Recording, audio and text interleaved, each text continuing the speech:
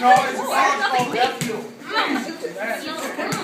So wish y'all shares. Okay, we're gonna have to listen. Back up. What? Yeah, we're gonna have to listen to Aunt Gina. Forest University. Huh?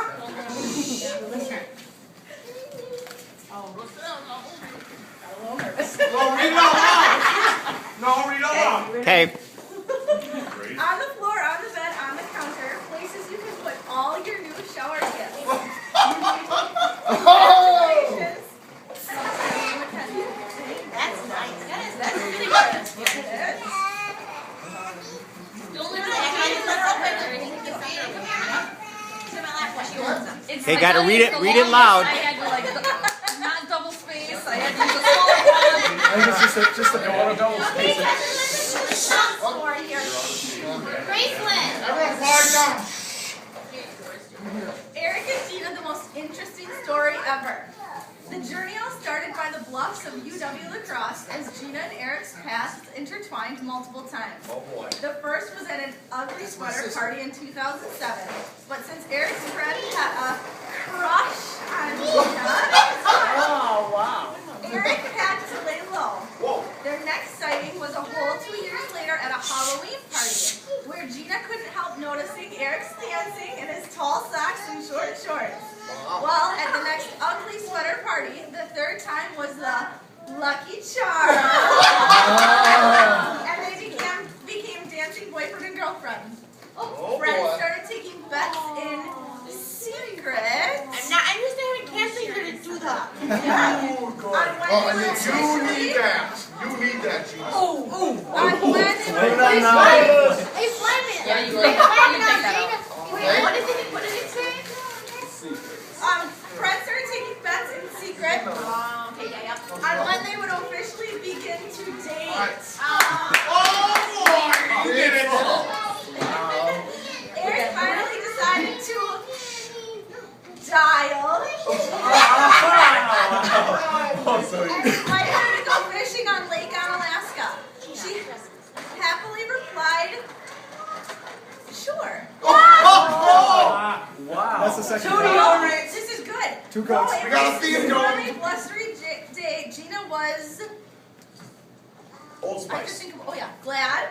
She impressed Eric with her fishing prowess and will still deny that Eric caught more than her. Because I did. Next summer, their paths crossed when she was in Kimberly and Eric was in Sheboygan to catch JV Legion baseball. Eric would often head over to Gina's house after games.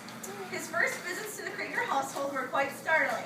On his first visit, he was met by cries of "Sex and drugs kill and save room for Jesus" by Mother Majesty. Ooh, degree. On his second visit, which was late after a doubleheader, Mother Majesty met him at the door screeching, "No, he is not coming in. He has to be at work early tomorrow and he still has an hour drive home." Wondering if this family was nuts. To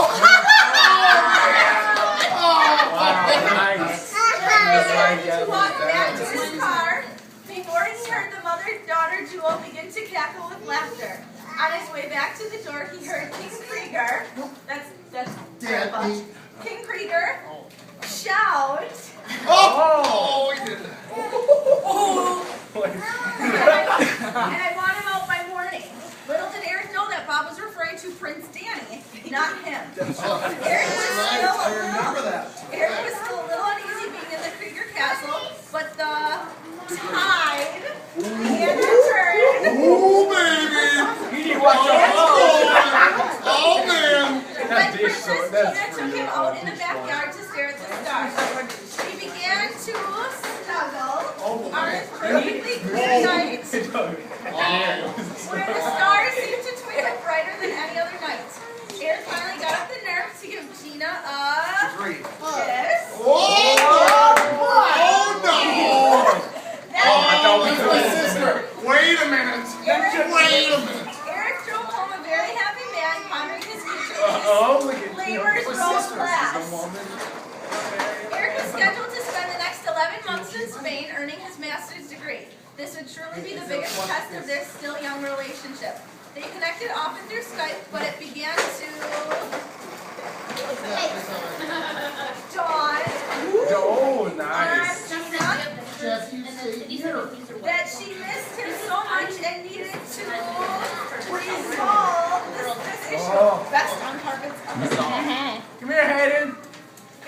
thrilled to learn Gina decided to spend almost a month with him in Spain. We'll work it out with you, girl.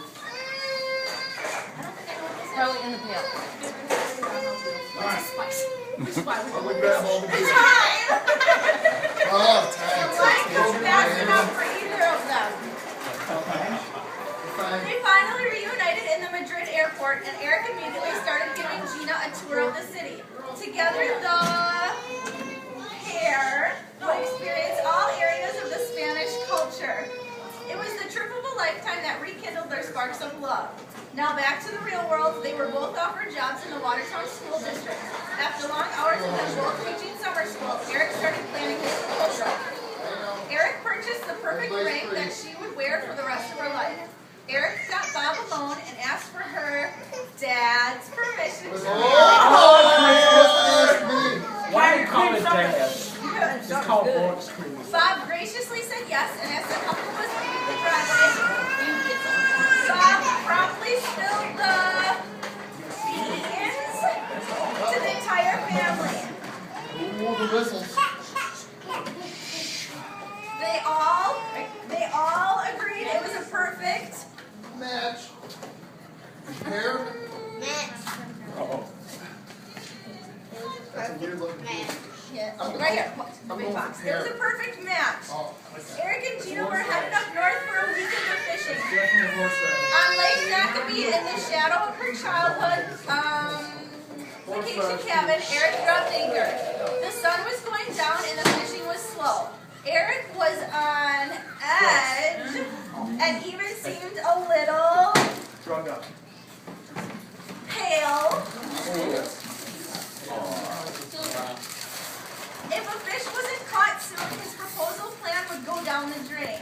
Finally, Gina hooked a 2-inch at most bluegill. It was pretty rare. Yep.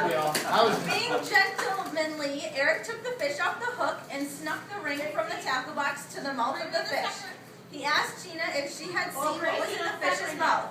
He then got down on one knee and said, "Honey, will you marry me?" After nearly falling out of the boat, she said yes, and then threatened him by saying, "You know this means forever, right?" Then they agreed to pledge their love forever and take the line. That's why I got my brother. Eric suggested the idea to run off and get married right away. Gina said, "What? We can't alone." Wow! That is good. I want to celebrate our marriage with family and fireworks. Now, let us Ooh. wish the couple of bounty, of happiness and joy, and hope that their life together will be, as they say in Spain, fabuloso.